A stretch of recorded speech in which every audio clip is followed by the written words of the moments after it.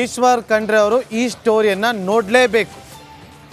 ಯಾಕೆ ಅಂತಂದರೆ ಅಲ್ಲಿನ ಬೆಳೆಗಾರರು, ಅವರ ಕ್ಷೇತ್ರದ ಬೆಳೆಗಾರರು ಇವತ್ತು ಸಂಕಷ್ಟದಲ್ಲಿದ್ದಾರೆ.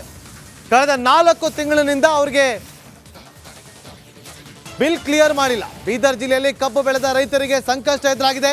ಇದು ಸಚಿವ ಈಶ್ವರ್ ಖಂಡ್ರೆ ಅವರು ನೋಡಲೇಬೇಕಾದಂಥ ಸ್ಟೋರಿ. ಜಿಲ್ಲೆ ಸಹಕಾರಿ ಸಕ್ಕರೆ ಕಾರ್ಖಾನೆಗಳಿಂದ ಬಿಲ್ ಬಾಕಿ ಉಳಿದುಕೊಂಡಿದೆ. 350ರಿಂದ 400 ಕೋಟಿ ರೂಪಾಯಿಯಷ್ಟು ಬಿಲ್ ಬಾಕಿ ಉಳಿಸಿಕೊಂಡಿರುವ ಆರೋಪ ಕೇಳಿ ಬರ್ತಾ ಇದೆ. ಹಣ ಕೊಡದ ಕಾರ್ಖಾನೆಗಳ ವಿರುದ್ಧ ಈಗ ರೈತರು ಆಕ್ರೋಶವನ್ನು ವ್ಯಕ್ತಪಡಿಸ್ತಾ ಇದ್ದಾರೆ. ನೋಡಿ ದೃಶ್ಯಾವಳಿಲಿ ರೈತರು ಇವತ್ತು ಯಾವ ರೀತಿಯಾಗಿ ಆಕ್ರೋಶವನ್ನು ವ್ಯಕ್ತಪಡಿಸ್ತಾ ಇದ್ದಾರೆ ಅಂತೇಳಿ. ಕಾರಣ ಏನು ಗೊತ್ತಾ? ಕಾರಣ ಏನು ಅಂತ ಕೇಳಿದ್ದಕ್ಕೆ ನಮಗೆ ಶಾಕ್ ಆಯಿತು.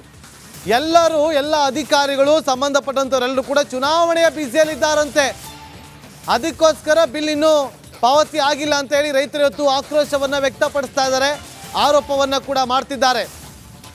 ವಾರದಲ್ಲಿ ಸಕ್ಕರೆ ಕಾರ್ಖಾನೆಗಳಿಗೆ ಕಬ್ಬನ್ನು ಪೂರೈಕೆ ಮಾಡುವಂಥ ರೈತರಿಗೆ ಕಂತಿನ ರೂಪದಲ್ಲಿ ಬಿಲ್ಲನ್ನು ಪಾವತಿ ಮಾಡಬೇಕು.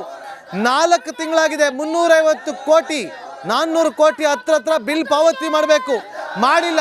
ಅದಕ್ಕೋಸ್ಕರ ಇವತ್ತು ರೈತರು ವರ್ಷ ಪೂರ್ತಿ ಕಷ್ಟಪಟ್ಟು ಬೆಳೆಯನ್ನು ಬೆಳೆಯೋದು, ಬೆಳೆದ ಬೆಳೆಯನ್ನು ತಗೊಂಡೋಗಿ ಕಾರ್ಖಾನೆಗಳು ಕೊಡೋದು, ದುಡ್ಡು ಕೊಡ್ರಪ್ಪ ಅಂದರೆ ಕೊಡ್ತಿದ್ದಾಗ ಮತ್ತೆ ಬಂದು ರೋಡಲ್ಲಿ ಬಿಸಿಲಲ್ಲಿ ನಿಂತ್ಕೊಂಡು ಈ ರೀತಿಯಾಗಿ ಹೋರಾಟವನ್ನು ಮಾಡೋದು.